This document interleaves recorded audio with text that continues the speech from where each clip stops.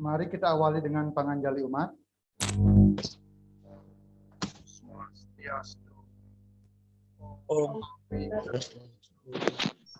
Swastiastu. Om Swastiastu. Semoga pikiran yang baik datang dari segala bentuk. Baik, saudara-saudara mahasiswa semuanya. Ada yang sudah berumah tangga di sini? Belum, Pak. Kalau Belum, Pak. Bapak panggil saudara-saudara saja Belum, ya. Pak. Baik, dari Korki kelas 3A, pimpin doa sebelum mulai perkuliahan. Silakan. Oke, sebelum kita memulai perkuliahan pada hari ini, alangkah baiknya kita berdoa menurut agama dan kepercayaan masing-masing. Berdoa dipersilakan.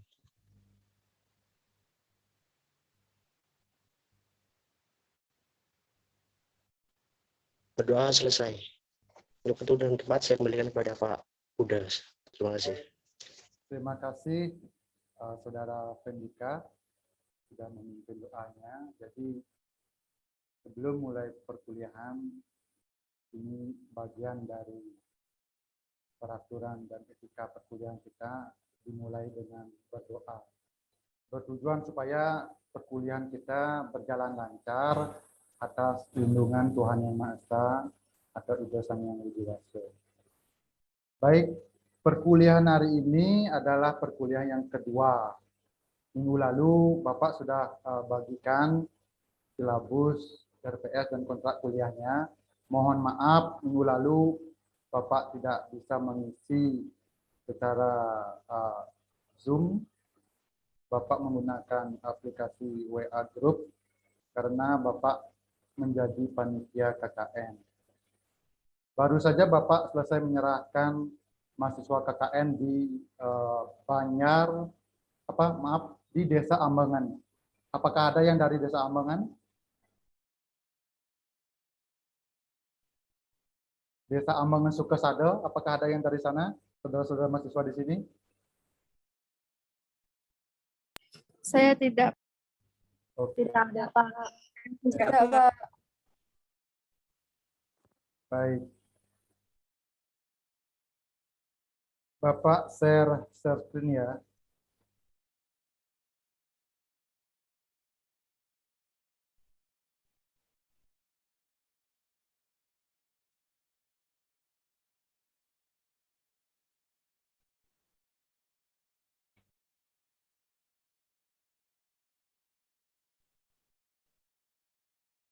Apakah sudah terlihat PowerPoint yang Bapak bagikan? Sudah, Pak. Sudah, Pak. Baik. Jadi mata kuliah kita adalah komunikasi antar individu. Sebelumnya kita samakan persepsi dulu. Tampaknya nanti mata kuliah ini akan direvisi namanya jika nanti ada peninjauan kurikulum lagi. Yang ada adalah komunikasi antar personal, komunikasi intrapersonal, komunikasi massa. Jadi terkait nama mata kuliah komunikasi antar individu, sepertinya nanti akan direvisi menjadi komunikasi antar personal. Apakah ada yang membaca atau pernah melihat buku komunikasi antar individu?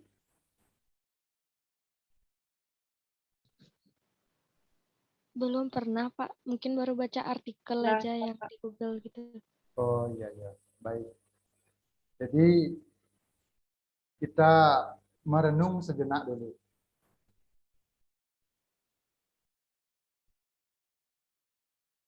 Kan dari semester 1 sampai semester 3, semester 3 mulai sekarang ini tentunya sudah banyak mendapatkan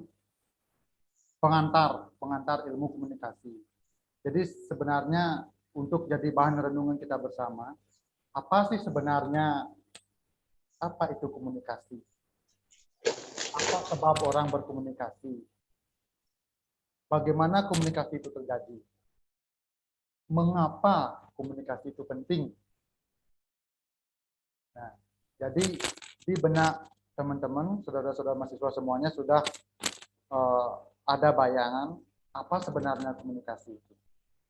Apakah komunikasi itu hanya sebatas bicara tanpa etika, atau ada unsur-unsur komunikasi, bagaimana tata cara berkomunikasi yang baik dan benar? Apakah kita berkomunikasi tidak perlu mementingkan perasaan orang lain? Kita cuap-cuap, kita berbicara yang keras, menghardik, dan sebagainya. Apakah seperti itu yang disebut komunikasi? Tentunya teman-teman semua sudah banyak mempelajari hal itu. Nah, apa sebab orang berkomunikasi?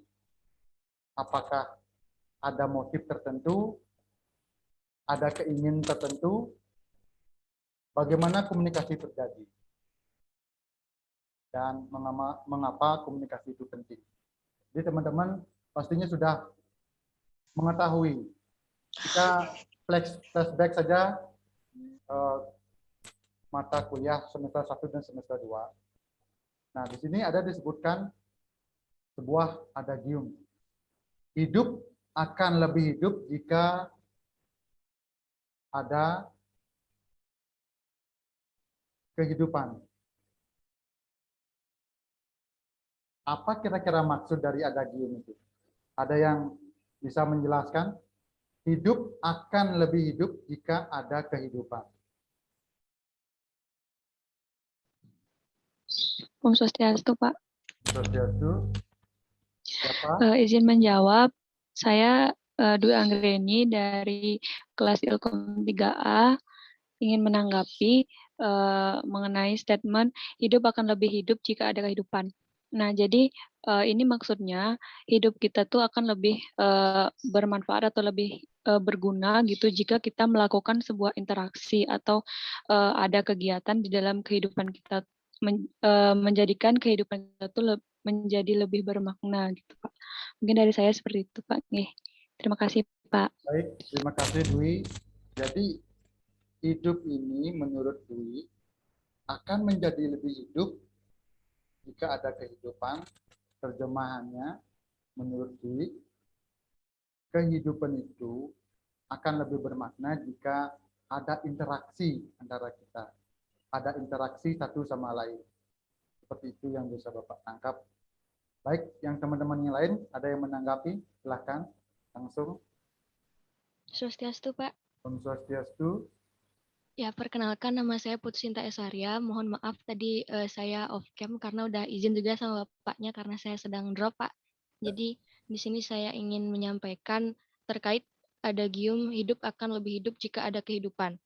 Sebenarnya sama seperti Dwi, namun di sini saya tambahkan lagi sedikit karena kita bisa melihat di sini eksistensi kita sebagai manusia yang notabene tidak hanya manusia yang bersifat makhluk individu, tapi juga bersifat sosial, di mana ketika makhluk hidup atau suatu individu itu ingin melakukan sesuatu atau ingin mencapai segala tujuannya, mereka harus menyamakan persepsi dengan orang-orang lain. Nah, bagaimana cara mereka untuk menyamakan persepsi agar mencapai tujuannya? Mereka akan melakukan sebuah interaksi, dan interaksi tersebut akan memicu terjadinya komunikasi, karena itu sudah pasti terjadi komunikasi jika sudah ada interaksi. Nah, ketika sudah terjadi komunikasi, maka proses kehidupan itu akan berjalan dan lebih berwarna seperti itu. Apalagi nanti kan dalam berkomunikasi itu tidak hanya ada satu pendapat atau satu tujuan yang ingin dicapai, tapi ada beragam yang dimana mereka bisa nanti menimbulkan norma-norma baru, bisa menimbulkan kebudayaan baru dan ciri-ciri baru dalam kehidupan mereka. Seperti itu, Pak. Terima kasih. Baik, terima kasih Sinta. Semoga lekas sembuh ya. Oke, semua, Pak.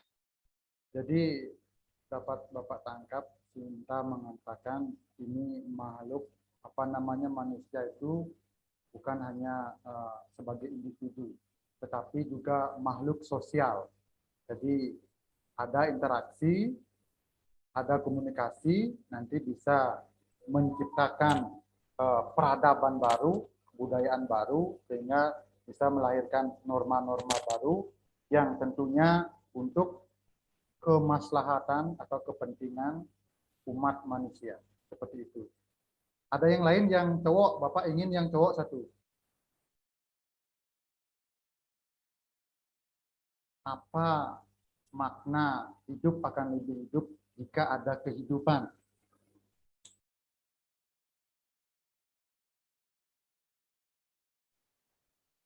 Ayo yang cowok-cowok, mana suaranya? Om Swastiastu, Pak. Om Swastiastu. Izin menjawab, Pak. Perkenalkan, nama saya Imadi Dwijaya dari kelas Ilkom 3C. Hidup akan lebih bermakna bila ada kehidupan. Yang saya tafsirkan yakni bila kita hidup, tak ada artinya bila kita tak berinteraksi sebagai makhluk sosial. Nah, interaksi ini yang menyebabkan kita merasa lebih hidup dan lebih berguna bagi orang di sekitar kita maupun diri kita sendiri. Seperti itu, Pak. Terima kasih. Baik, jadi hidup akan lebih hidup jika ada kehidupan menurut Made Dwi adalah kita berinteraksi dengan orang lain sehingga hidup kita akan lebih bermakna.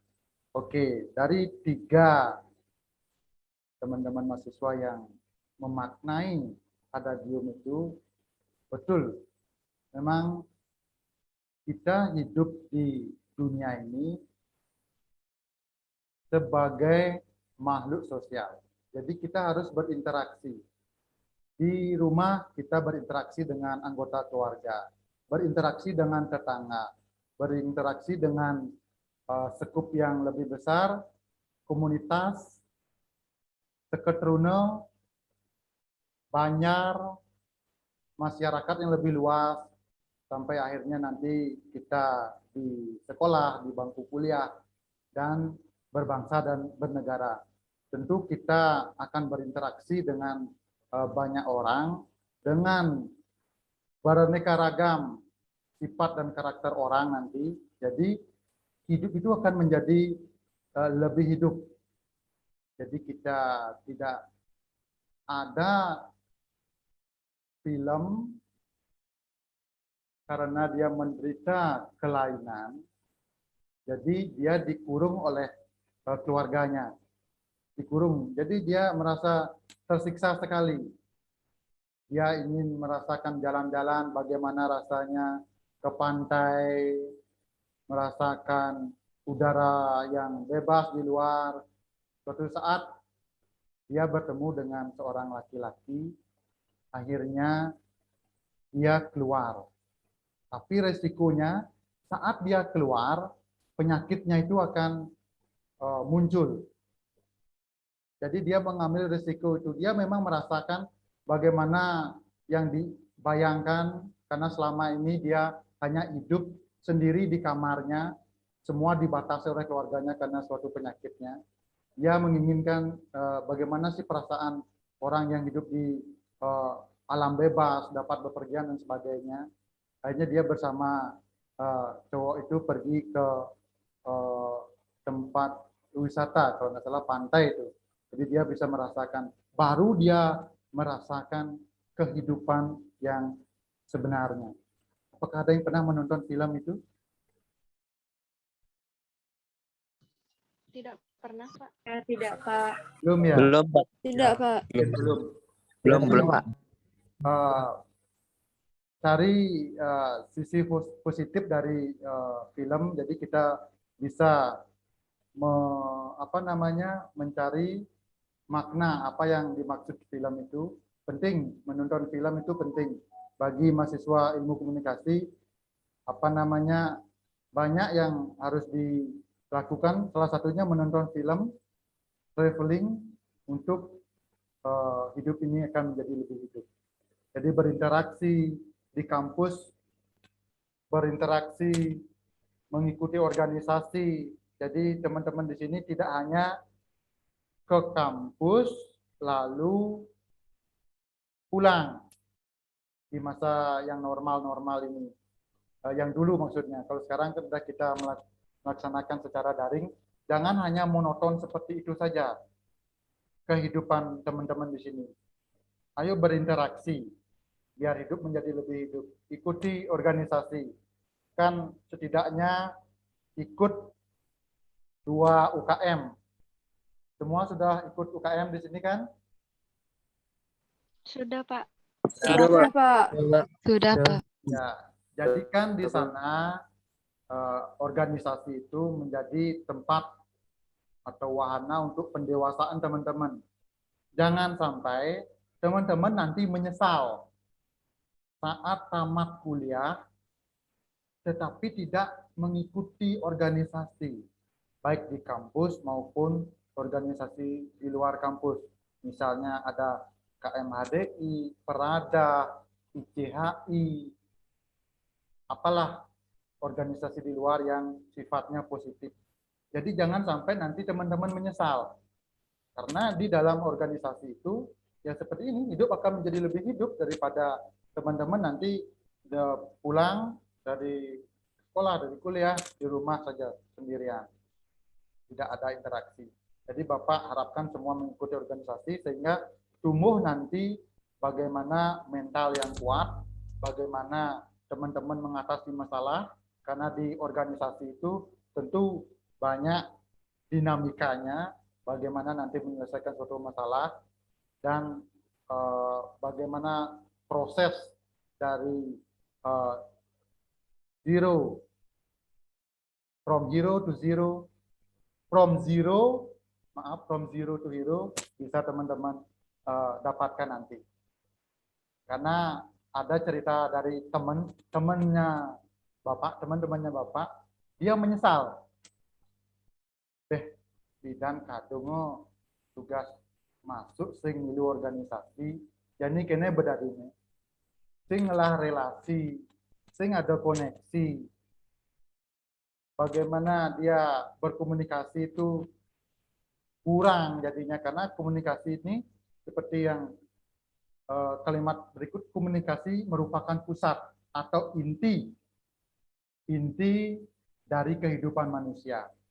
Jadi karena keterbatasan seseorang itu dalam hidupnya berinteraksi, berkomunikasi, jadi dia merasa minder. Dia merasa minder dan tidak bisa berinteraksi dengan baik. Jadi mulai bertanya-tanya, apakah saya yang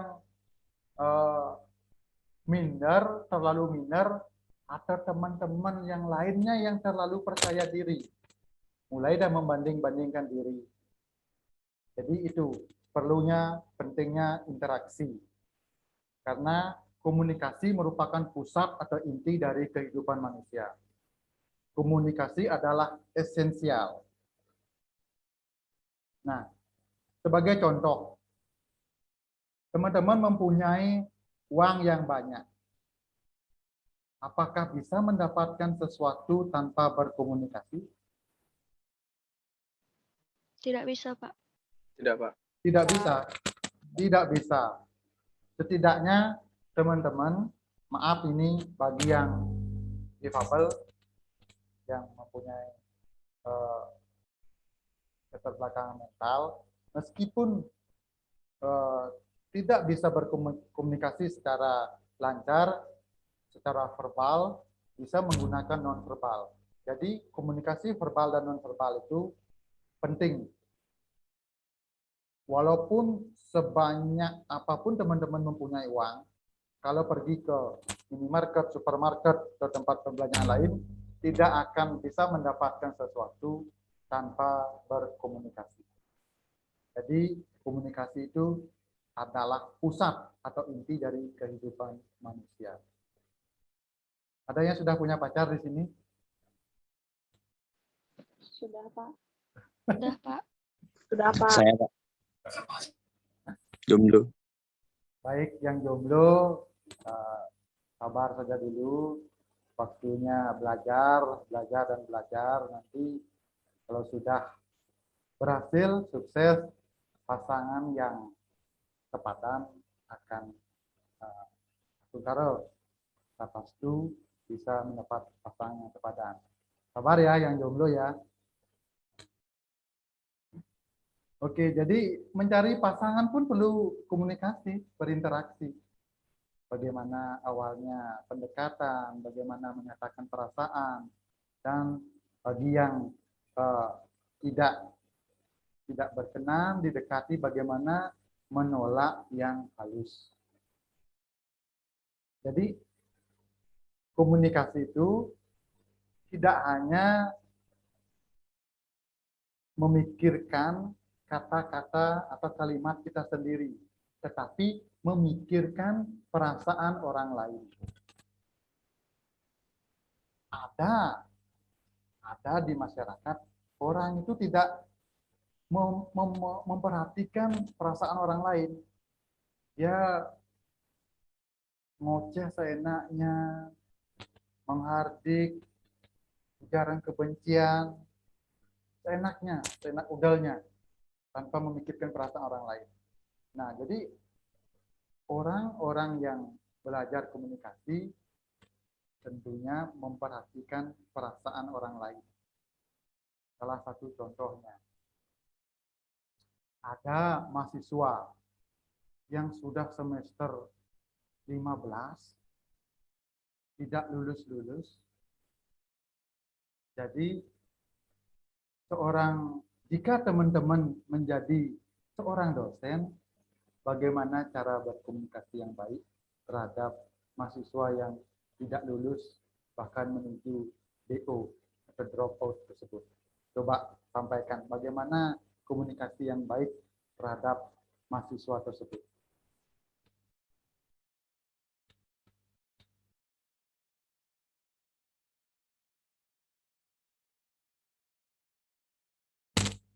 Yuk dicoba bagaimana berkomunikasi, karena mahasiswa ini akan anggaplah sudah DO, sudah drop out. Bagaimana seorang dosen itu menyampaikan kepada mahasiswa tersebut supaya dia berjiwa besar menerima. Kita memperhatikan perasaan mahasiswa itu. Bagaimana kira-kira komunikasi yang baik menurut teman-teman?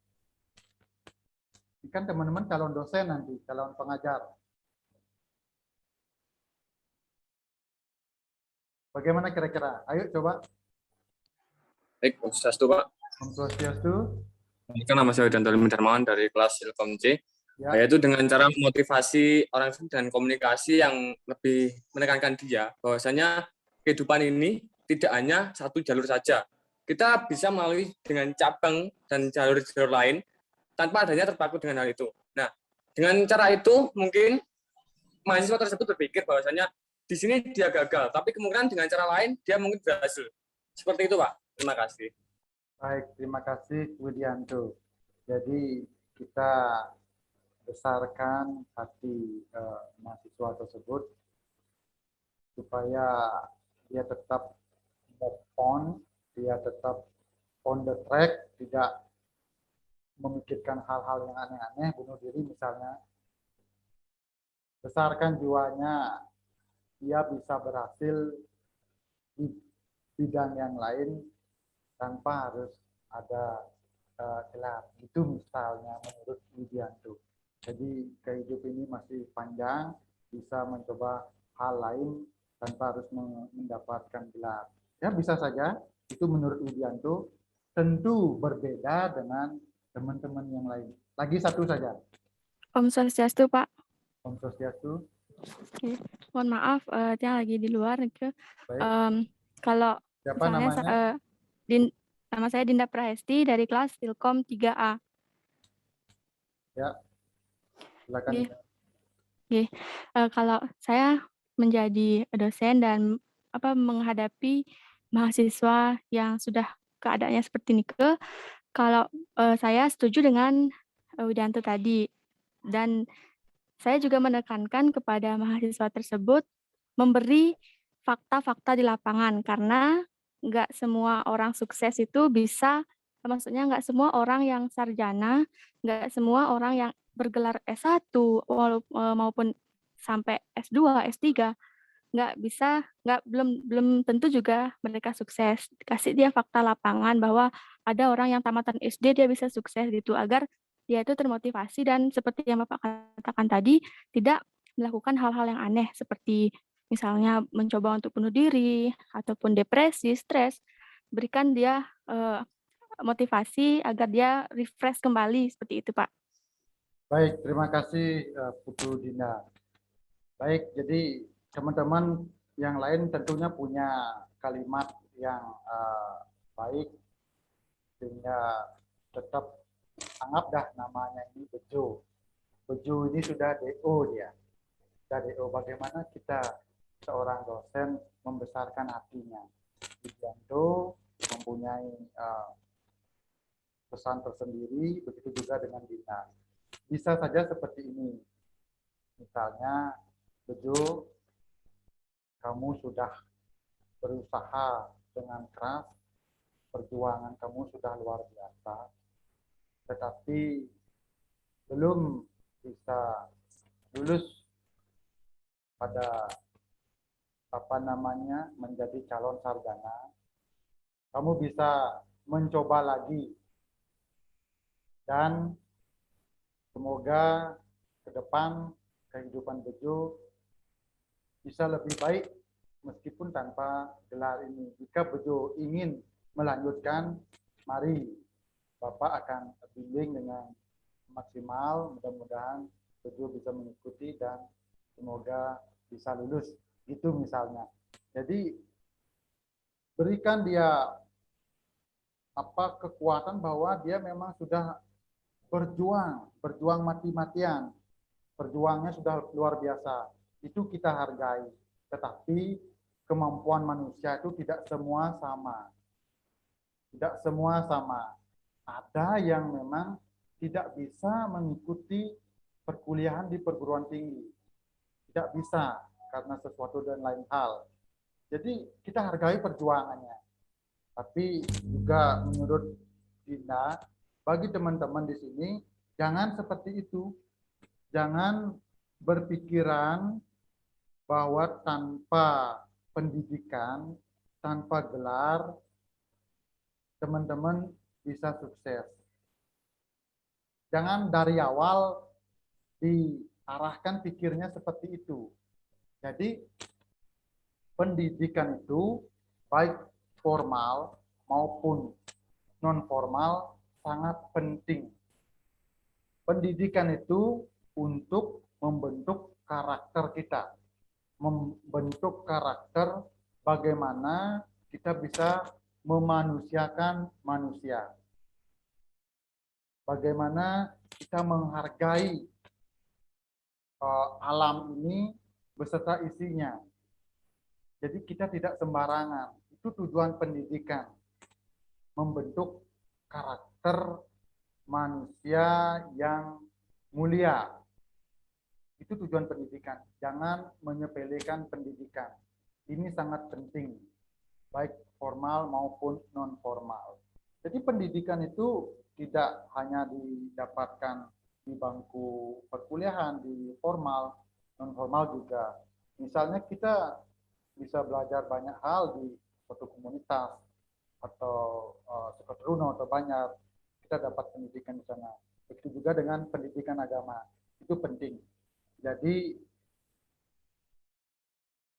ada seorang profesor memberikan Bapak nasihat. Pendidikan ini adalah untuk membentuk karakter, bukan untuk mencari pekerjaan. Jadi lakukan atau ikuti proses pendidikan ini dengan sungguh-sungguh. Suatu saat pekerjaan itu adalah bonus. Tapi dari sekarang sudah menabung. Disiplin, belajar yang rajin, bekerja keras. Itu lakukan dari awal, fondasinya, otomatis nanti orang-orang akan melihat, oh dia seorang yang pintar, cerdas, rajin, disiplin. Otomatis mendapatkan nanti, oh berikan dia kepercayaan ini. Berikan dia kepercayaan menjadi itu. Seperti itu nanti. Otomatis pekerjaan itu akan mencari teman-teman. bukan lagi teman-teman yang mencari pekerjaan. Seperti itu konsepnya. Jadi jangan berpikir saya memang sih realitanya sekarang pendidikan kampus-kampus menjual seperti itu. Setelah ini ada lulusannya akan menjadi ini, menjadi itu. Tapi itu tidak akan terwujud menjadi ini, menjadi itu. Misalnya salah satu di ilmu komunikasi akan menjadi seorang jurnalis, akan menjadi seorang wartawan, dan lain-lain. Tanpa adik-adik atau saudara-saudara mahasiswa ini mengikuti prosesnya dari awal, membentuk fondasi dasar, tidak akan bisa terwujud. Nanti menjadi wartawan, menjadi seorang jurnalis, master of ceremony, atau pemain film dan sebagainya, tidak akan bisa terwujud tanpa mengikuti prosesnya. Jadi ikuti saja prosesnya ini dulu, ikuti prosesnya dengan baik, otomatis nanti teman-teman mempunyai karakter yang baik, karakter yang mulia, pekerjaannya akan menghampiri teman-teman, bukan lagi teman-teman menghampiri pekerjaan. Itu berat sekali kalau kita ke sana ke sini mencari pekerjaan. Jadi pekerjaan sudah menunggu kita karena kita mempunyai kinerja, karakter yang baik dan mulia. Itu pesan Bapak. Selanjutnya, renungannya cukup. Selanjutnya, debat tentang definisi komunikasi antar personal. Jadi ini ada debat yang serius ini terkait dengan komunikasi antar personal. Bahwasanya dulu di tahun 1970-an mahasiswa dan para sarjana bingung memahami apa itu komunikasi antar personal. Nah, di sana mereka menjelaskan yang pertama, apakah komunikasi antar personal itu antara satu orang kepada satu orang? Apakah itu yang disebut dengan komunikasi antar personal? Selanjutnya, komunikasi dari satu orang ke beberapa orang. Apakah itu? Dan komunikasi antara satu orang kepada orang banyak. Jadi ada perdebatan terkait dengan komunikasi, definisi komunikasi antar personal. Nah, dekade ini, dari kebingungan tersebut, maka dalam beberapa dekade terakhir, istilah komunikasi antar personal lebih efisien dipakai untuk menandakan komunikasi dari satu orang kepada orang lain, meskipun tidak perlu face to face.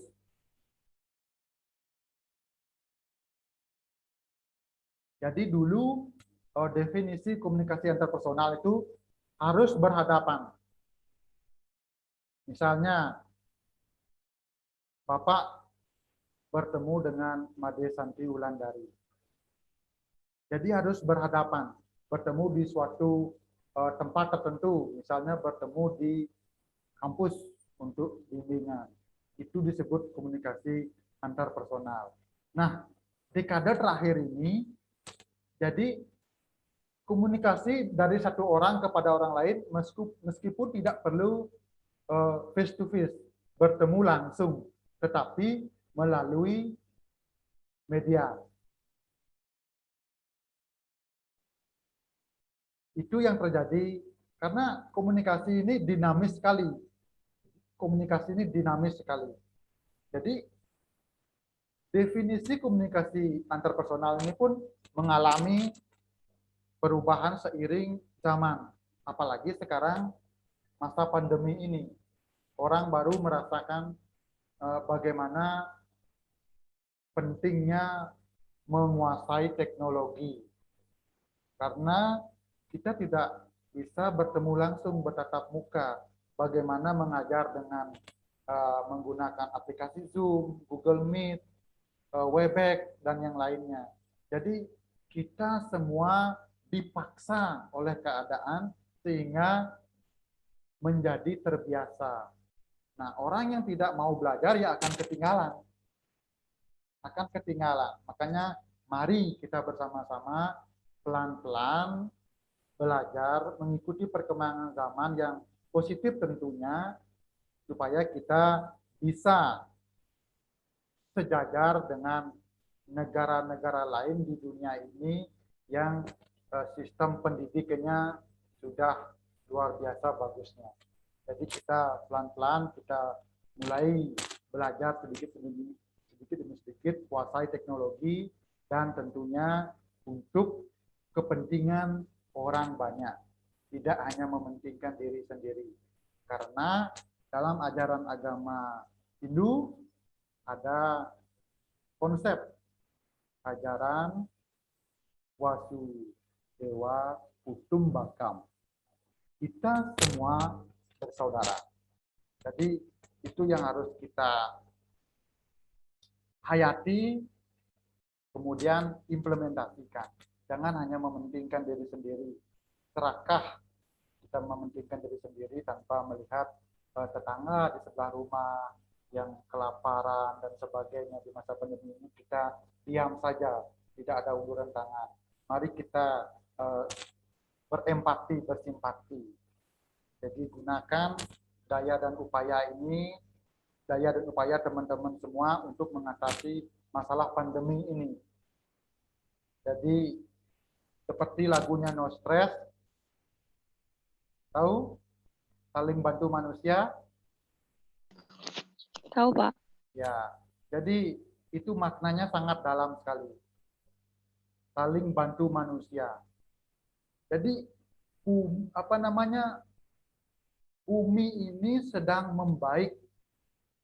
Di satu sisi umat manusia merasakan kegetiran yang luar biasa karena pandemi ini. Tapi pernah nggak teman-teman membayangkan bahwasanya bumi ini sedang membaik? Pabrik-pabrik, industri berhenti sejenak, tidak mengeluarkan asap, tidak menghasilkan limbah. Jadi bumi ini bisa bernafas lega. Pernah nggak teman-teman berpikir seperti itu? Tidak egois, memikirkan diri sendiri saja. Jika ada terbesit dalam pikiran teman-teman, berarti teman-teman sudah menyadari bagaimana kita hidup di alam semesta beserta isinya ini tidak boleh serakah. Kita hanya butiran debu di sini. Apalagi di bumi, di alam semesta, di galaksi Bima Sakti ini, dan di alam semesta makrokosmos yang lebih luas, kita hanya butiran debu. Jadi mari kita ingat dengan sesama, saling menghargai dan saling bantu manusia. Itu bisa juga teman-teman mencari makna dari sebuah lagu, penting itu, dari film, dari lagu, dari hal-hal yang positif. Nah, teman-teman kan sudah terbiasa ya video call itu juga menurut Knep dan Deli ini seperti itu sekarang komunikasi antar personalnya. Teman-teman video call, membuat di WhatsApp itu kan bisa, WhatsApp grup itu kan bisa 6 atau 8 orang itu bisa berkomunikasi. Itu yang dimaksud di sini oleh Knep dan Deli ini. Komunikasi dari satu orang kepada orang lain meskipun tidak perlu face to face. Inilah dekade terakhir terkait dengan definisi komunikasi interpersonal. Apakah ada pertanyaan?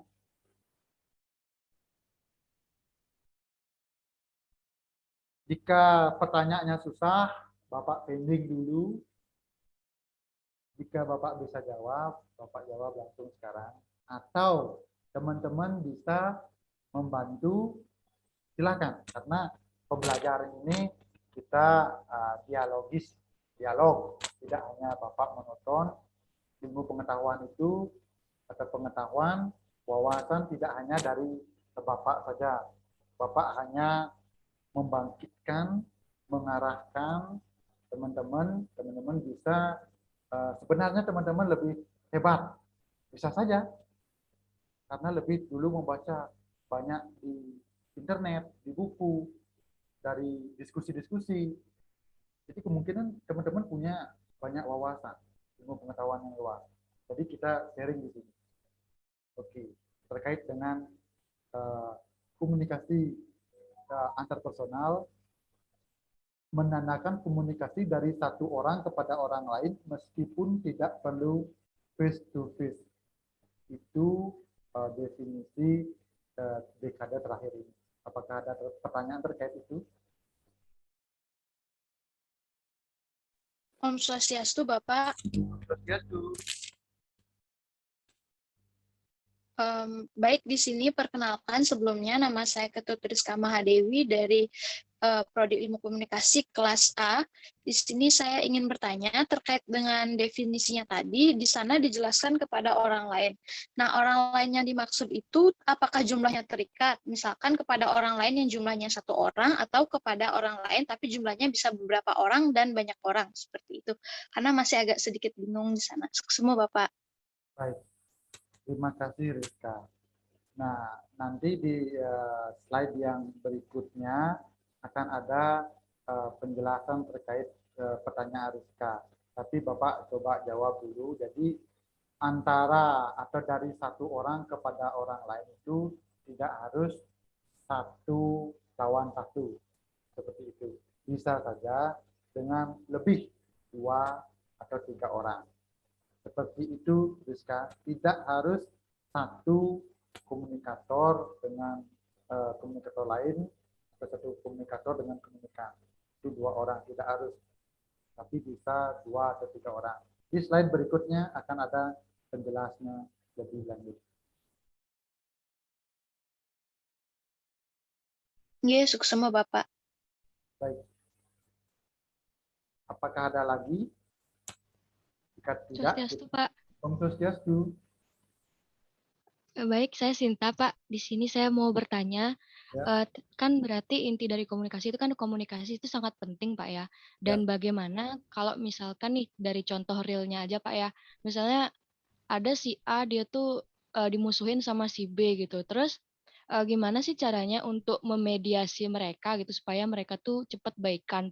Tapi kalau dari segi kita ngajakin buat mediasi pun mungkin si B enggan gitu untuk berdamai karena kan dari segi apa pokoknya dari psikologisnya mereka tuh udah saling bertentangan gitu. Gimana sih caranya memediasi orang yang sedang bertengkar seperti itu, Pak? Karena susah sekali kalau misalnya kita hanya berbicara kalau kita tuh harus melakukan komunikasi yang baik gitu. Karena untuk bertemu pun dan melihat mukanya pun udah males gitu, Pak. Gimana sih menurut Bapak caranya? Terima kasih. Baik, Cinta. Ini pertanyaan yang susah. Ini terkait dengan kehidupan nyata. Dan Bapak sendiri pun pernah mengalami hal itu. Dengan teman Bapak sendiri. Jadi curhat. Jadi begini, memang saat orang itu sedang bermusuhan, ada sebab. Apa sih sebabnya sebenarnya? Apa sebabnya? Jadi kita cari tahu dulu. Karena kita ya namanya teman curhat, apa sih sebabnya? Kenapa kamu memusuhi dia? Apakah pertemanan kita ini terputus hanya gara-gara sebab yang kecil itu? Apakah kamu tidak melihat bagaimana kita dari dulu, misalnya sudah lama berteman, maaf karena misalnya karena pasangan, misalnya. Jadi masa karena pasangan yang notabene baru kita kenal bisa memupuskan pertemanan yang atau bahkan persahabatan yang sudah lama kita jalin. Jadi itu dipakai perenungan. Masa karena pasangan yang baru beberapa hari bulan kita kenal gara-gara rebutan itu kita persahabatan kita menjadi pupus. Jadi coba berikan pengertian, memang sangat sulit karena pada saat lagi tegang-tegangnya ini emosi memuncak, auranya tidak bagus, sulit memang. Apapun nasihat yang kita berikan tidak akan bisa masuk. Pokoknya jelek dah si B ini, jelek dah. Apapun yang dia lakukan, meskipun si B ini berbuat baik, di mata si A tetap tidak baik.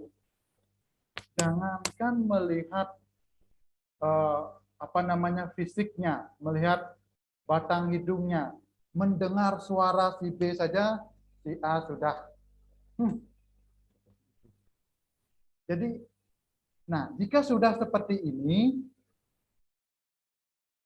kita sudah berusaha maksimal bagaimana mendamaikan. Memang Pastungkaro bisa mengerti keduanya. Meskipun ada bisa memaafkan, tapi tidak bisa melupakan. Mungkin karena keterbatasan wawasan, ilmu pengetahuan, baik spiritual dan sebagainya. Jadi masih menyimpan dendam. Nah, saat wawasan kita sudah luas, pikiran kita sudah terbuka, jadi kita mulai yang berseteru ini mudah-mudahan, ini harapan kita. Jadi mulai belajar. Kenapa kita menyimpan dendam? Dendam itu akan menjadi racun.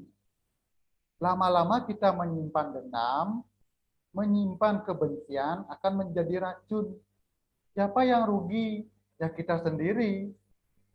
Jadi bagi kita yang merasa salah, oke, kita minta maaf dan berjanji pada diri sendiri tidak akan mengulangi lagi. Jangan hanya sekedar minta maaf dan malah mengulanginya. Itu tidak ada artinya permintaan maaf itu. Kita minta maaf dan berjanji pada diri sendiri tidak akan mengulangi lagi. Itu caranya. Nanti sudah seperti yang Bapak katakan, secara spiritual dia meningkat kemampuannya, bertemu dengan orang-orang yang di bidangnya satu energi. Jadi mulai bagaimana welas asih, kasih sayang, mulai lepaskan beban-beban ini, jangan menyimpan dendam. Lepaskan itu. Maafkan dengan tulus. Jangan lagi, oke, saya maafkan, tapi saya tidak akan melupakan. Itu akan menjadi beban diri sendiri tanpa kita sadari. Nah, orang kan cenderung seperti itu. Oh, kesabaran saya ada batasnya.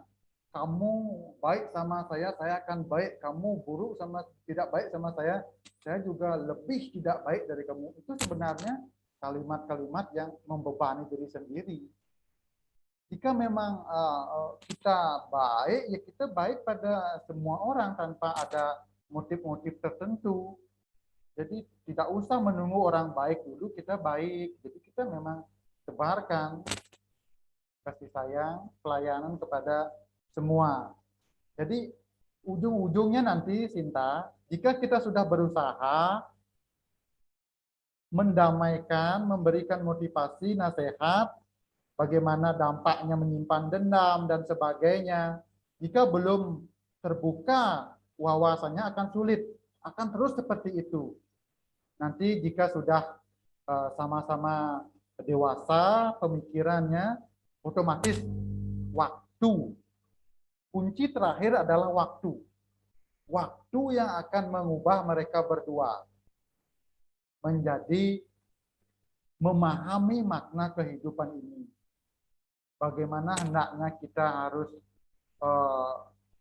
saling mengasihi, menerapkan konsep Wasudewa Kutumbakam, Satwam Asi dalam ajaran agama Hindu, bagaimana tat itu, Satwam Asi itu adalah aku.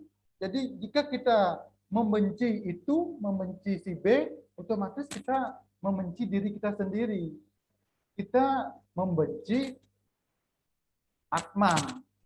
Atman yang merupakan percikan terkecil dari Tuhan, Parama Atman. Jadi kita jadinya membenci diri sendiri.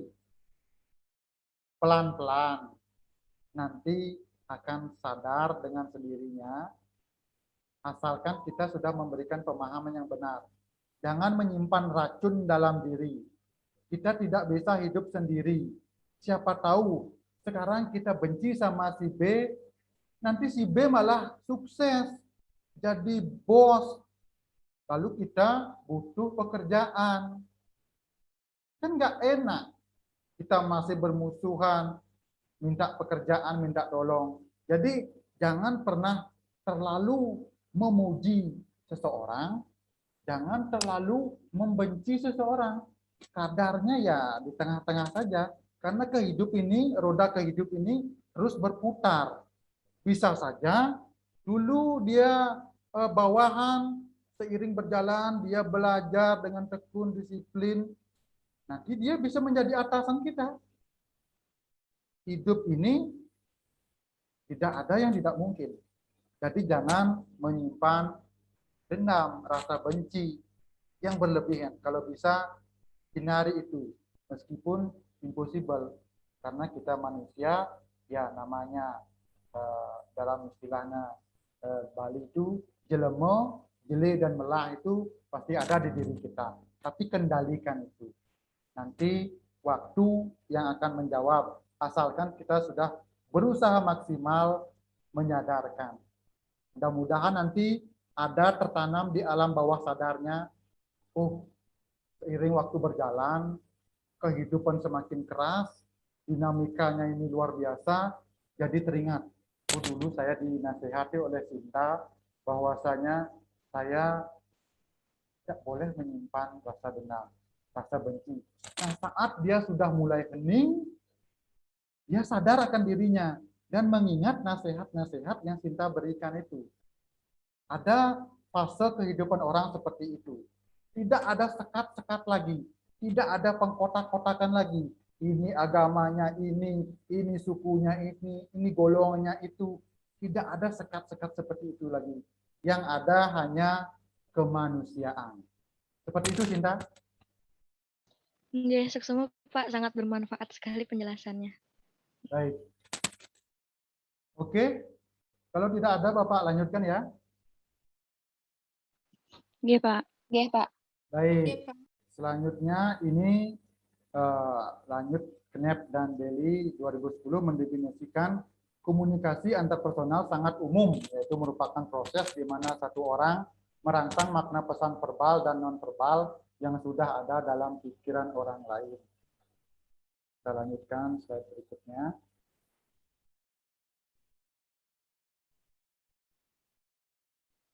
Nah, ini Wagner tahun 1989 menegaskan bahwa para ahli sepakat bahwa komunikasi antarpersonal setidaknya mempersyaratkan dua orang komunikator yang sengaja berorientasi ke arah satu sama lain, baik sebagai subjek dan objek, yang tindakannya mewujudkan perspektif masing-masing, baik terhadap diri sendiri maupun terhadap lainnya.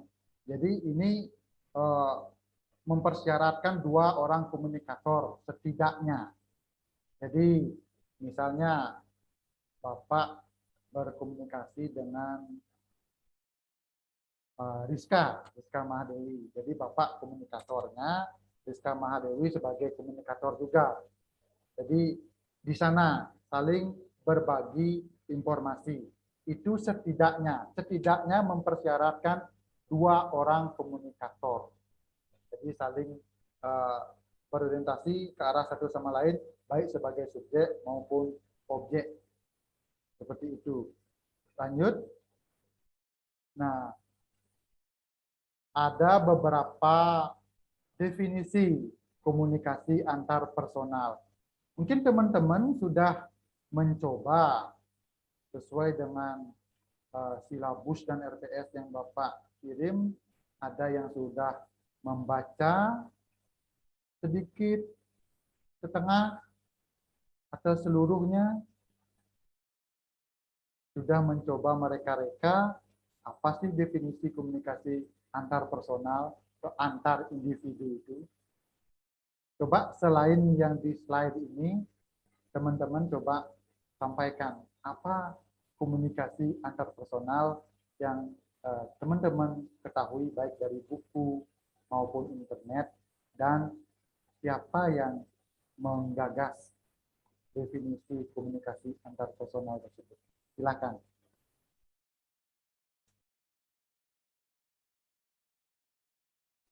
Swastiastu, Pak. Swastiastu. Jadi di sini saya ingin Dengan siapa, menyampaikan Bapak? terkait Dengan siapa? saya Sinta, Pak. Oh, Sinta. Ya, maaf.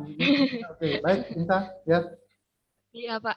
Jadi saya sudah tadi baca beberapa jurnal gitu yang lebih singkat dan padat menurut saya adalah dari kutipannya Pak Wiryanto, dan ini merupakan salah satu tokoh komunikasi juga, di mana menurut beliau komunikasi antar personal itu merupakan komunikasi yang berlangsung dalam situasi tatap muka antara dua orang atau lebih, baik secara terorganisasi maupun pada kerumunan orang. Seperti itu, Pak. Terima kasih. Baik. Yang lain tentunya sudah banyak membaca juga. Banyak sekali definisi komunikasi antar personal itu. Semua pasti sudah membacanya. Yang belum, searching sekarang di Google. Masih ada waktu. Baik, ayo ungkapkan. Biar Bapak sambil mengenal teman-teman juga. Baik Pak, Om Swastiastu. Perkenalkan, nama saya Banto Almi Darmawan Ya. dari kelas Ilkom C. Menurut yang sendiri bahwasanya komunikasi antar individu yaitu komunikasi yang dilakukan antara pribadi diri sendiri dengan orang lain, dan juga dalam komunikasi itu terlibat antara kita dengan suatu objek dan menganggap sebuah komunikasi tersendiri antara yang kita ucapkan dengan lainnya. Seperti itu, Pak. Jadi itu menurut Widianto ya, menurut pendapat Widianto sendiri. Jadi tidak ada mengutip dari pendapat orang lain ya, atau pakar lain. Atau elaborasi menurut pakar lain dan Widianto. Dari mana Widianto mengutip definisi komunikasi itu? Baik Pak, itu dari kutipan yang saya serap dari ucapan Bapak sendiri dan dari ucapan Sinta Aiswaria tadi, dan juga saya baca-baca sedikit, tetapi yang bisa saya simpulkan seperti itu Pak. Oke, berarti disimpulkan dari yang Bapak sampaikan, yang Sinta sampaikan. Baik, Bapak ingin lagi satu orang yang menyampaikan definisi komunikasi antar personal. Baik dari kesimpulan atau definisi pakar komunikasi. Om Swastiastu, Pak. Swastiastu. Baik, perkenalkan, nama saya Dina Prahesti dari Ilkom 3A. Saya ingin menyampaikan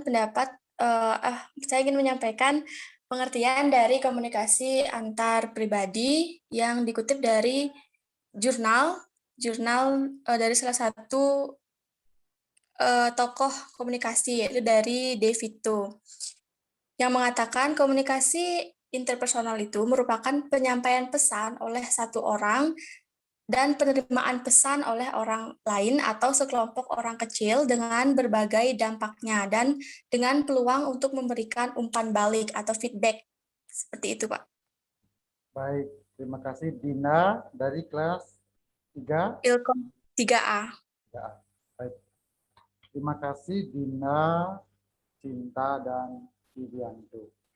Jadi banyak sekali ya definisi dari komunikasi antar personal, asalkan teman-teman mau, sekali lagi mau membaca.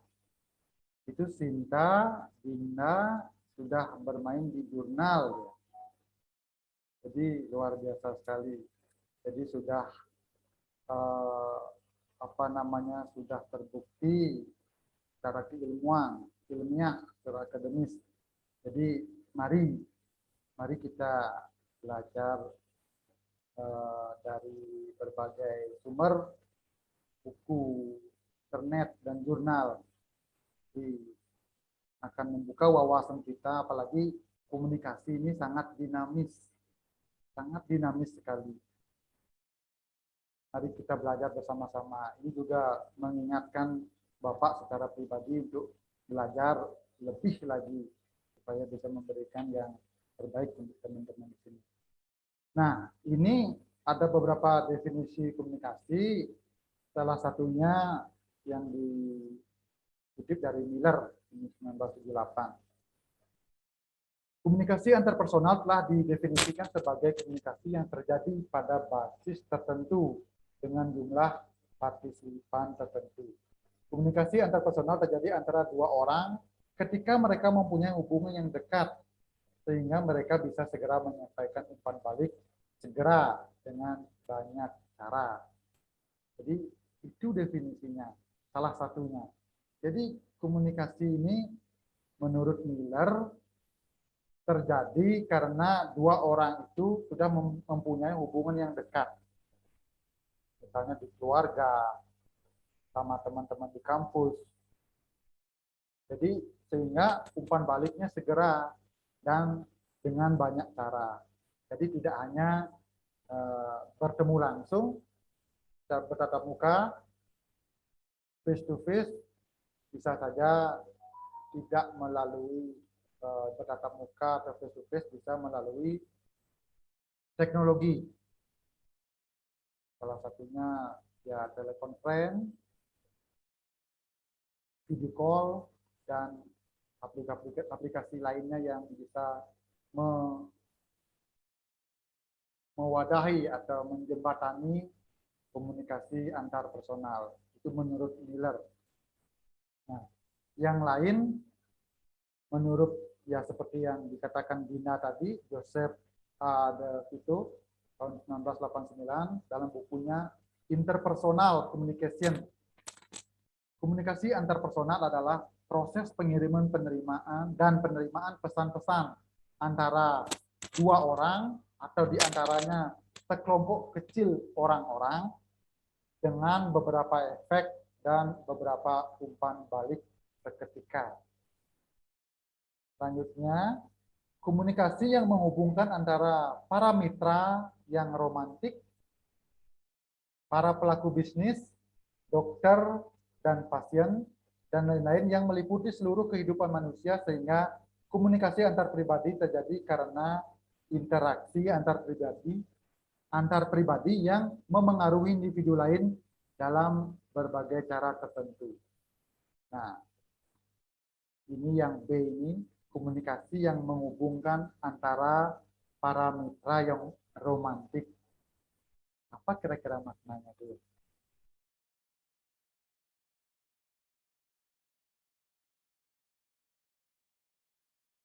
Apakah yang dimaksud adalah dua orang yang sedang kasmaran?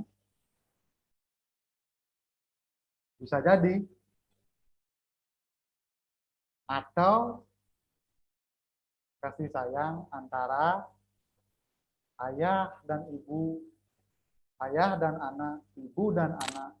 Jadi ada suasana romantik di sana. Mungkin seperti itu. Selanjutnya, menurut Tan dalam Liliweri, mengemukakan bahwa komunikasi antar pribadi adalah komunikasi tatap muka antara dua orang atau lebih. Itu menurut Tan. Selanjutnya, komunikasi antar personal adalah bentuk khas dari komunikasi manusia yang tidak hanya mendefinisikan komunikasi yang terjadi oleh sejumlah orang, tetapi juga oleh kualitas komunikasi. Komunikasi antarpersonal terjadi bukan hanya ketika Anda berinteraksi dengan seseorang, tetapi ketika Anda memperlakukan orang lain sebagai manusia yang unik. Jadi kita ini adalah unik, mempunyai kelebihan dan kekurangan masing-masing. Nah, jadi bagaimana memposisikan seperti yang Bapak katakan tadi, memanusiakan manusia. tidak hanya mementingkan diri kita sendiri, asal keluar saja kata-kata atau kalimat, tidak. Kita memperlakukan orang lain sebagai manusia yang unik. Harus ada rasa di sana. Bagaimana perasaan orang seandainya saya berkata seperti ini. Terlukakah hatinya? Tersinggungkah perasaannya? Sedihkah dia? Atau bagaimana? Tapi jangan artikan untuk mencari muka, menyanjung orang di depan, tetapi menusuk dari belakang. Jangan seperti itu. Kita yang normal-normal saja, memuji sepantasnya saat teman-teman kita mempunyai suatu prestasi. Puji, jangan pelit pujian, ya, supaya hidup kita lebih berbahagia. Jadi orang yang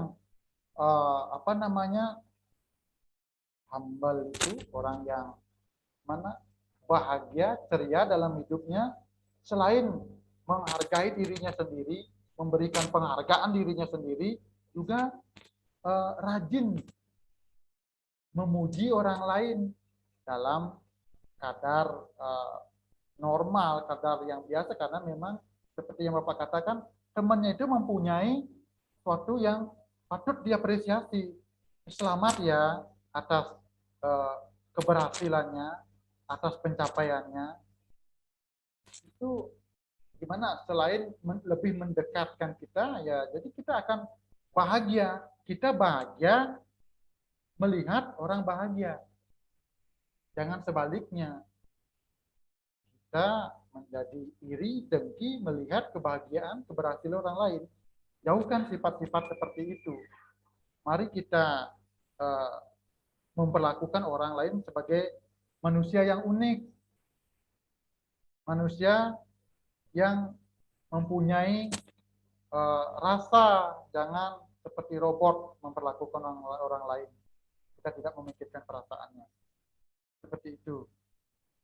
Dengan begitu ya niscaya kehidupan kita di dunia ini akan menjadi damai, tentram, gemah ripah loh jinawi. Itu yang kita harapkan. Karena kita sudah saling menghargai. Kita mulai dari skup keluarga kecil dulu. Di keluarga. Nanti di skup lebih besar otomatis kita terbiasa. Dan jika semuanya sudah melakukan itu, astungkara, tatastu, perdamaian di dunia ini bisa tercipta. Oke, ini slide terakhir, komunikasi antarpersonal menurut sifatnya. Nah, ini disebutkan komunikasi diadik ialah proses komunikasi yang berlangsung antara dua orang dalam situasi tatap muka. Komunikasi diadik menurut Pace dapat dilakukan dalam 3 bentuk, yakni percakapan, dialog, dan wawancara. Selanjutnya, komunikasi kelompok kecil ialah proses komunikasi yang berlangsung antara 3 orang atau lebih secara tatap muka, di mana anggota-anggotanya saling berinteraksi satu sama lain. Ini menjawab pertanyaan Rizka tadi. Jadi, komunikasi antarpersonal itu menurut sifatnya ini komunikasi kelompok kecil dan komunikasi diadik. Jadi, pertanyaan Rizka itu apakah hanya 1 orang, 2 orang, atau lebih? Ini masuk di Rizka. Jika lebih dari 3 orang, dia masuk komunikasi kelompok kecil yang merupakan salah satu sifat dari komunikasi antar personal. Baik, itu materi yang bisa Bapak sampaikan hari ini. Jika ada pertanyaan, silakan disampaikan. Jika ada yang memberikan tambahan atau berbagi terkait komunikasi, mari sampaikan. Om Swastiastu, Pak. Om Swastiastu. Oke, Tiang Dinda Prahesti dari kelas Ilkom 3A. Ya. Nah, Tiang, tadi Bapak, mohon maaf agak ribut Pak. Tadi Bapak kan menjelaskan bahwa di komunikasi antar personal itu ada memanusiakan manusia seperti itu. Nah, berarti dalam komunikasi antar individu tersebut kan terdapat unsur-unsur empati berarti Pak, karena kan kita memandang mereka itu juga memiliki perasaan seperti itu. Kita juga berpikir bahwa apa yang kita omongin itu akan sangat berpengaruh gitu terhadap psikis maupun mental dari komunikan tersebut. Nah, terus kita juga pernah saya baca di jurnal, lupa saya judulnya, saya pernah baca juga kalau di komunikasi antar individu itu terdapat prinsip, kalau nggak salah namanya itu homopili kalau nggak salah, itu kita itu berkomunikasi di mana komunikator sama komunikan itu berada biar berada dalam persamaan gitu loh Pak, nggak dibeda-bedain. Jadi apa benar begitu nggih Pak? Baik, terima kasih Dina. Bapak belum sempat membaca jurnal itu. Baik, Bapak catat ini homopili ya? Iya Pak. Homopili, jadi komunikator dan komunikan ada dalam satu persamaan gitu. Jadi mereka itu nggak dibeda-bedakan seperti itu. Nyambung juga sama gininya itu apa unsur empatinya itu gitu. Tidak ada kayak memiliki perasaan seperti itu. Oke. Nah, jujur Bapak belum membaca jurnalnya, tapi jika dikaitkan dengan salah satu pengertian tadi ya ada apa namanya, manusia itu unik, jadi harus dihargai, diperhatikan. Bisa ditarik kesimpulan memang seperti ini, komunikator dan komunikan itu dalam komunikasi antar personal, apalagi yang tadi salah satu pengertiannya memang mereka sudah menjalani atau dekat hubungannya. Logikanya, orang yang sudah dekat hubungannya otomatis seenergi, seirama. Jadi mereka sudah mempunyai persamaan atau tidak ada perbedaan lagi, kecil perbedaannya. Jadi menurut Bapak, mungkin nanti bisa di-share jurnalnya Japri ke Bapak. Menurut Bapak memang benar. Jadi komunikasi antar personal itu jika sudah hubungannya dekat, menurut salah satu pengertian dari pakar tadi, otomatis akan terjadi satu persamaan, tidak membeda-bedakan lagi. Ada pengertian satu sama lain, sehingga bisa mencari titik temu. Misalnya mereka ada masalah, ya ada apa namanya, persamaan ingin menyelesaikan masalah itu dengan baik, ya jadinya selesai, bisa cepat selesai, bisa cepat mengatasinya dengan berbagai cara. Tidak bisa bertemu, bisa telepon atau WA dan sebagainya. Jadi Bapak sepakat dengan yang dikatakan Dina terkait dengan homopili ini. Bapak baru mendengar kosakata ini, homopili, komunikator dan komunikan dalam satu persamaan. Idealnya seperti itu. Seperti itu Dina yang Bapak bisa jelaskan. Mungkin ada teman-teman yang lain pernah membaca terkait dengan homopili ini yang berkaitan dengan komunikasi interpersonal. Silahkan tanggapannya, Bapak buka ruang untuk menanggapi pertanyaan atau pernyataan Dina terkait dengan homopili, bahwasanya komunikator dan komunikan itu dalam satu persamaan, tidak membeda-bedakan lagi. Silahkan.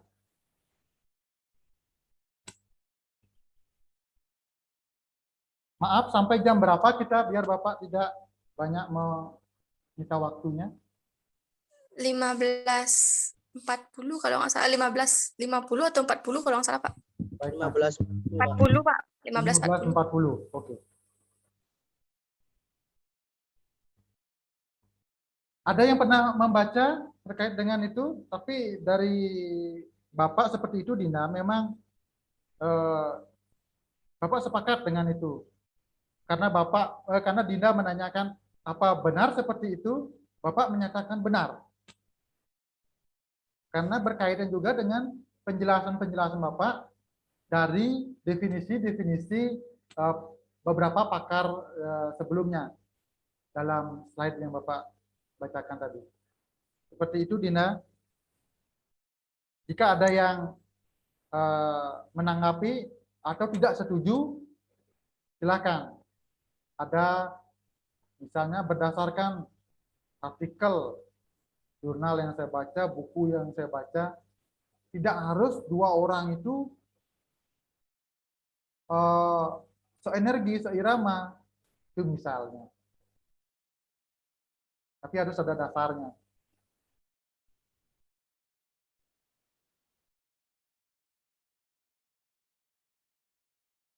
Tidak ada yang menanggapi?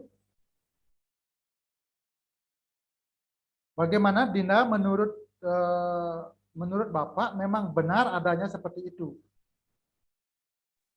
Enggak, saya juga berpikiran seperti itu karena nyambung gitu dari pengertian komunikasi antar individu tersebut, kemudian dari tadi memanusiakan manusia yang termasuk unsur empati seperti itu, dan juga prinsip homofilinya itu juga nyambung gitu. Jadi ya saya bisa tarik kesimpulannya bahwa bisalah dikaitkan, walaupun kita belum tahu kebenarannya, tapi menurut persepsi kita itu sudah berkaitan seperti itu, Pak.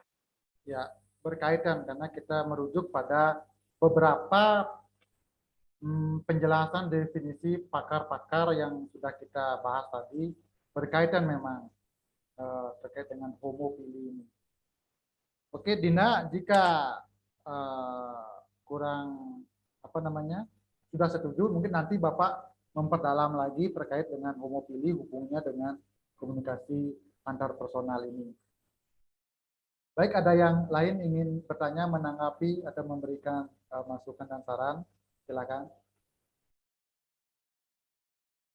Atau mempunyai pengalaman terkait dengan fenomena komunikasi dewasa ini. Silakan berbagi di sini.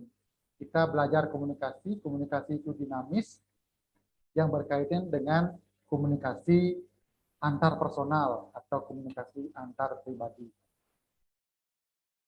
Atau menceritakan pengalaman orang lain yang mempunyai masalah mungkin tidak bisa diselesaikan, mari berbagi di sini.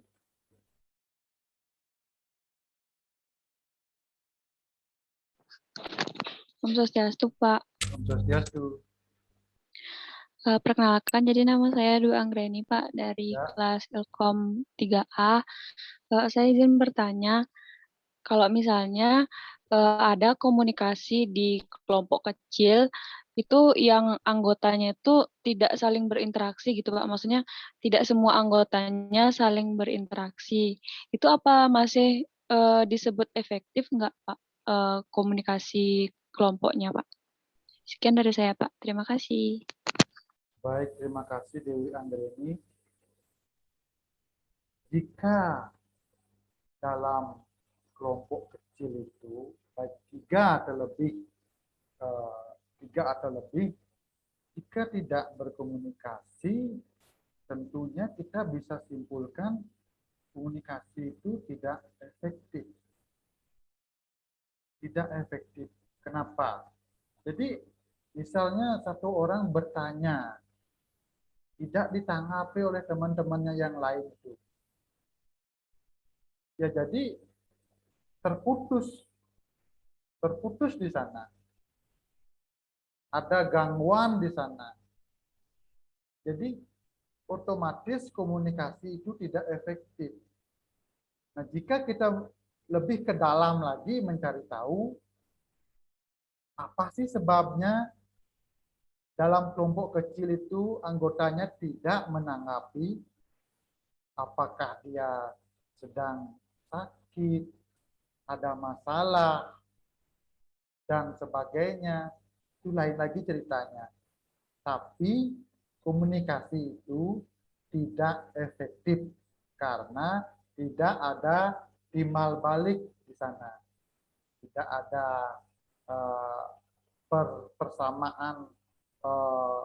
persamaan makna di sana, tidak ada persamaannya. Seperti itu, Dwi, tidak efektif dalam komunikasi kelompok kecil itu. Oke, Pak. Sukses semua, Pak. Ada yang lain atau Bapak yang bertanya? Swastiastu, Pak. Om Swastiastu. Saya ingin bertanya sedikit. Perkenalkan, saya Niko Mandisyanti dari Ilkom 3C. Saya ingin bertanya, Pak, misalnya ada 2 orang nih, Pak. Yang satu itu berkomunikasi, sedangkan yang satunya lagi tidak memberikan feedback, seperti itu, Pak. Apakah itu masih bisa dikatakan sebagai komunikasi antar personal ini, Pak? Apakah komunikasi itu efektif atau tidak, seperti itu? Karena saat ini saya juga sedang mengalaminya kayak gitu, Pak. Baik. Terima kasih Komang Desiantari. Pertanyaannya hampir sama dengan Dewi Anggreni. Jika satu orang berkomunikasi dengan yang lainnya tidak dijawab apakah itu efektif, ya jelas tidak efektif. Jelas tidak efektif ini sama meskipun apa ya, kita pastikan dulu yang kita ajak komunikasi itu apakah dia bisu. Jadi kita tahu apakah dia orangnya bisu. Kalau bisu ya jelas tidak bisa menjawab. Kalau dia normal-normal saja, tidak menjawab, tidak ada interaksi, ada timbal balik, tidak ada feedback, otomatis tidak terjadi komunikasi yang efektif. Ada gangguan di sana, ada noise. Entah apa sebabnya, mungkin karena dendam, pertengkaran, dan sebagainya, hubungan pasangan. Itu tetap komunikasi antar personal, tetapi tidak efektif. Karena dia kan satu orang dengan yang lainnya. Misalnya Desi dengan pacar. Nah, itu misalnya. Jadi ini otomatis ini komunikasi antar personal ini. Desi berbicara dengan pacarnya, tapi pacarnya tidak menanggapi karena ada sesuatu dan lain hal. Ini komunikasi antar personal, antar pribadi, tetapi tidak efektif. Karena tidak ada feedback, tidak ada tanggapan. Seperti itu, Desi Antari. Oke, Pak. Tapi kalau posisinya kita mengetahui bahwa orang tersebut itu normal seperti itu, Pak.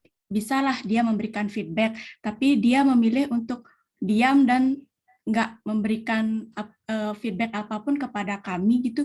Gimana cara ngatasinnya, Pak?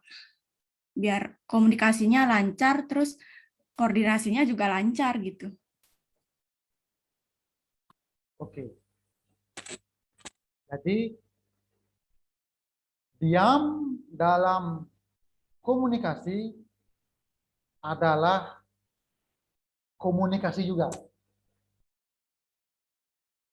Orang yang diam memilih cara berkomunikasinya seperti itu.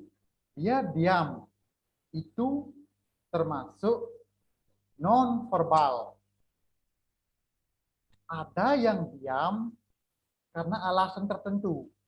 Dia tidak ingin terjadi pertengkaran. Dia memilih diam. Seperti itu salah satu contohnya. seandainya seseorang marah, si A marah, si B ikut marah juga, itu seperti api yang disiram dengan bensin, semakin membesar. Si B memilih komunikasi dengan diam, dengan nonverbal, itu pilihan komunikasinya. Orang yang diam, dia juga termasuk orang yang sedang berkomunikasi, tetapi dengan cara diam. Terkait dengan Komang Desiantari yang ini 2 orang atau kelompok kecil, Desiantari? 2 orang, Pak. 2 orang.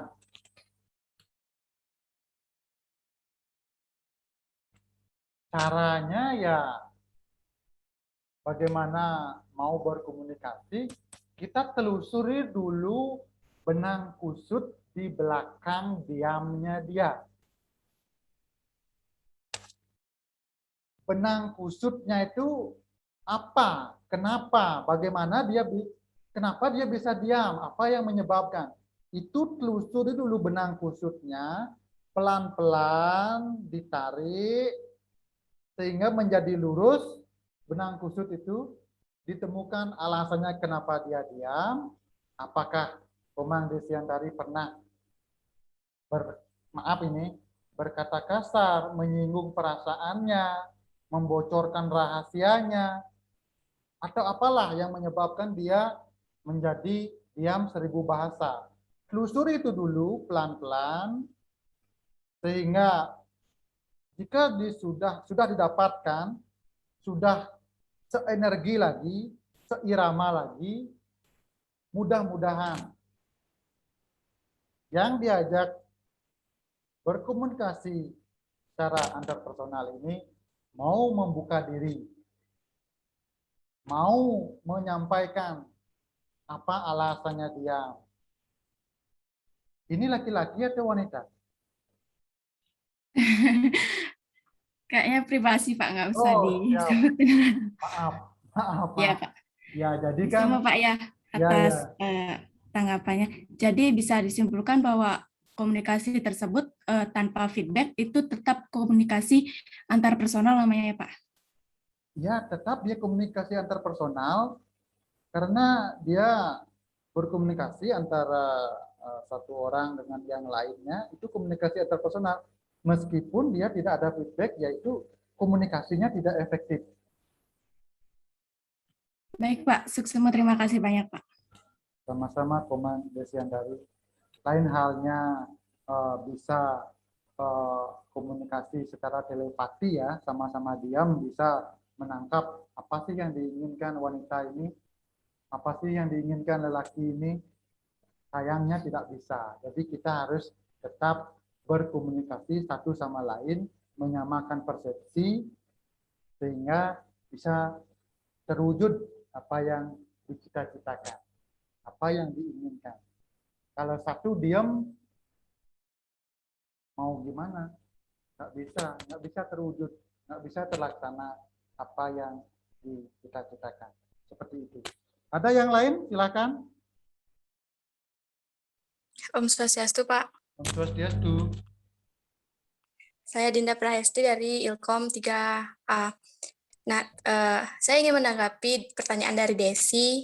Nggih, Pak. Nggih. Baik. Jadi begini, Bapak ingin yang lain juga menanggapi, tidak hanya Bapak. Ya, seperti ini. Bagus, Dinda. Silakan. Nggih, Pak.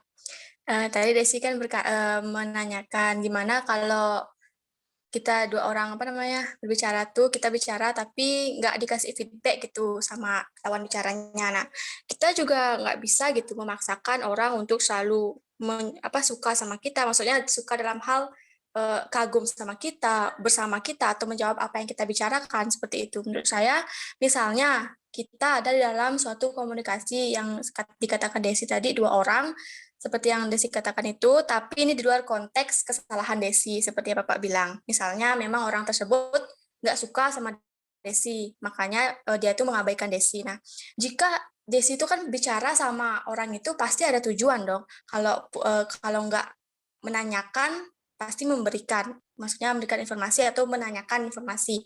Nah, jika Desi menginformasikan ke dia, kasih aja infonya, maksudnya berikan aja info tersebut gitu. Katakan saja apa itu informasi yang ingin Desi sampaikan. Walaupun dia diam itu terserah dia.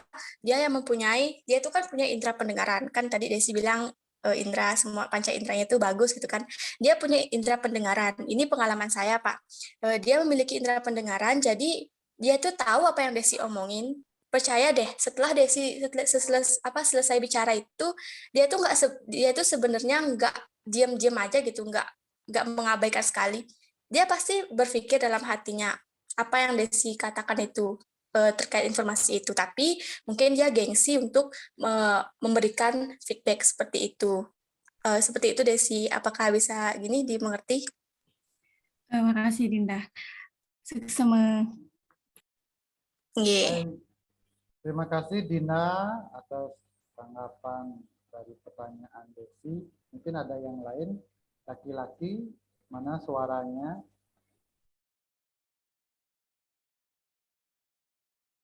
Satu orang laki-laki bertanya atau menanggapi pertanyaan Desi, silakan. Om Swastiastu, Pak. Om Swastiastu. Di sini saya ingin bertanya, Pak. Bertanya, silakan. Berbicara tentang komunikasi di zaman ini tak akan bisa lepas yang namanya teknologi kan seperti itu, Pak. Apalagi di masa pandemi ini, bahkan anak-anak yang masih SD kelas 1 ataupun masih TK itu dituntut untuk bisa menggunakan suatu teknologi untuk menunjang kebutuhannya seperti sekolah daring seperti itu. Nah, kadangkala penggunaan teknologi itu salah sasaran, seperti misalnya seorang anak jadi lupa akan kegiatannya dia belajar dan lebih asik bermain game, ataupun hal itu bisa mengubah karakteristik sang anak itu menjadi lebih buruk seperti itu. Nah, bagaimana tanggapan Bapak melihat fenomena hal seperti itu dan apa solusinya agar sang anak itu tidak seperti itu? Terima kasih, Pak. Baik, terima kasih Dwi Jaya. Jadi ini memang fenomena dewasa ini. Karena pandemi semua berubah secara drastis. Kita harus memanfaatkan teknologi untuk di bidang pendidikan dan di bidang lainnya juga menggunakan teknologi. Tapi celaka 13. Penggunaan teknologi tidak disertai dengan wise, bijak. Tidak semua orang paham bagaimana menggunakan teknologi itu tepat guna, tepat sasaran, dan bijaksana. Salah satu contohnya, maaf bukan gimana-gimana, anak-anak, dan ada juga orang yang sudah berumur tetap saja menggunakan media sosial yang ya unfaedah lah, tidak bermanfaat, ya seperti itu. Nah, di sini pertama karena ini paksaan, kita harus mengikuti teknologi ini, juga disertai dengan pembelajaran terkait dengan etika penggunaan teknologi itu, media sosial itu. Berapa misalnya apa yang tidak bisa ditonton oleh anak-anak, apa yang bisa ditonton, ada pendampingan itu dari orang tua, pendampingan orang tua, keluarga. Jadi orang tua sekarang dituntut untuk paham teknologi. Misalnya di YouTube, ada YouTube Kids. Jadi setting YouTube itu, YouTube anak-anak, supaya hanya bisa menonton konten-konten yang berkaitan dengan anak-anak. Orang tua mempunyai tanggung jawab ini. Jangan hanya smartphone, tapi orang yang menggunakan smartphone itu tidak smart. Jangan hanya ponsel saja yang pintar, tetapi orang yang menggunakan juga harus pintar. Seperti itu, Dwi. Jadi sekarang anak-anak itu harus diperhatikan. Berapa jam dia harus menggunakan internet, dengan tujuan apa saja, dengan belajar, les, kursus dan sebagainya. Tentukan itu orang tua yang membimbing, membina anak-anak, karena sekarang tugas orang tua selain menjadi guru rupako juga menjadi guru pengajian. Double tugas orang tua sekarang. Jadi harus pintar-pintar orang tua membimbing anak-anaknya. Jangan sampai anak-anak dalam pemanfaatan teknologi ini kebablasan. Misalnya diam di kamar saja terus karena orang tuanya menyiapkan teknologi, menyiapkan wifi, anak-anaknya tidak ada interaksi dengan keluarga lain. Di kamar saja. Perlu dicek juga apa yang dikerjakan di smartphone-nya itu, apa yang di-searching, apakah sudah mengerjakan tugas-tugasnya. Jadi orang tua di zaman now ini tanggung jawabnya luar biasa.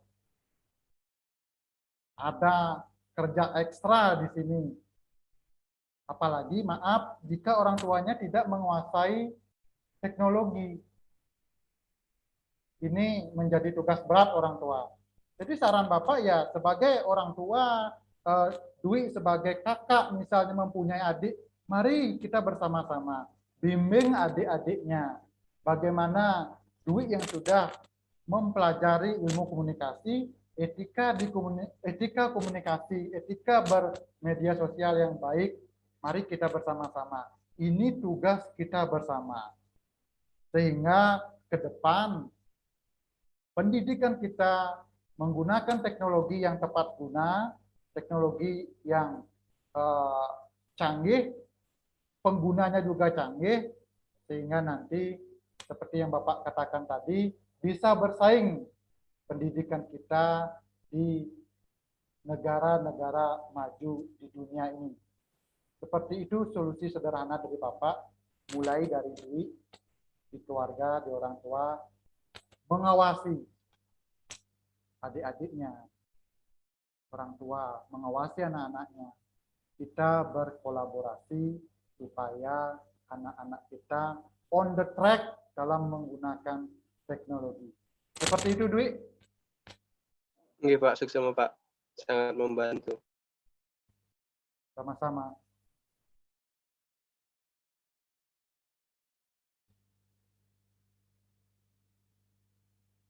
Apakah ada pertanyaan? Sudah 15.41 ya, sudah lebih ya? Iya, Pak, sudah. Baik. Terima kasih atas waktunya. Terima kasih diskusi yang hangat ini, sangat luar biasa. Kita budayakan diskusi seperti ini.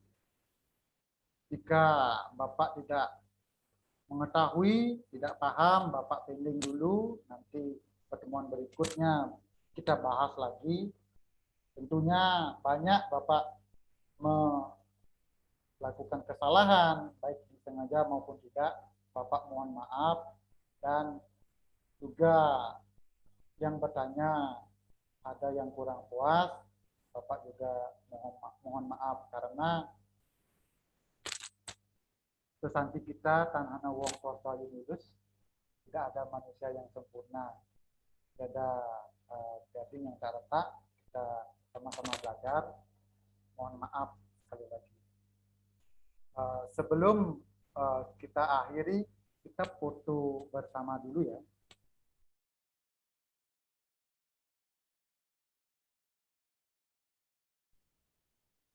Ayo Nyalakan kameranya.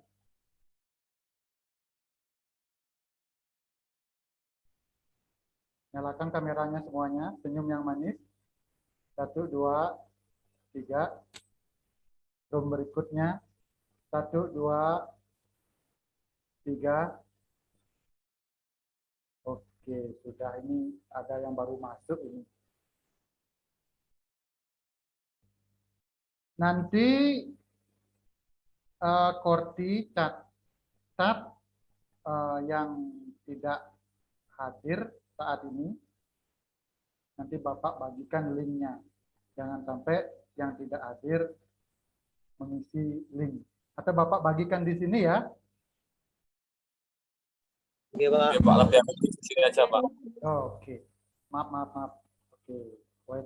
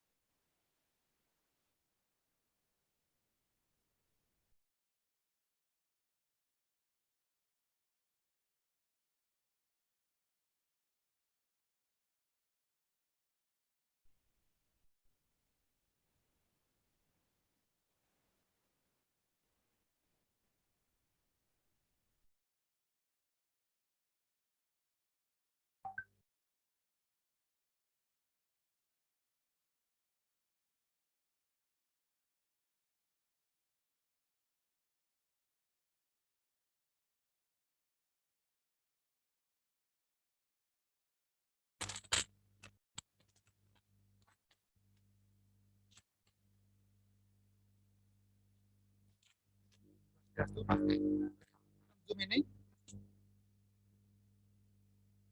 Teman-teman. Iya, Pak. Ya. Ini karena ada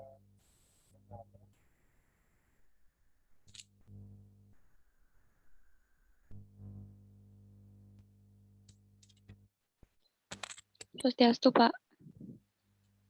Mohon maaf suaranya nggak kedengeran, Pak. Bapak ada Masih kurang keras, Pak.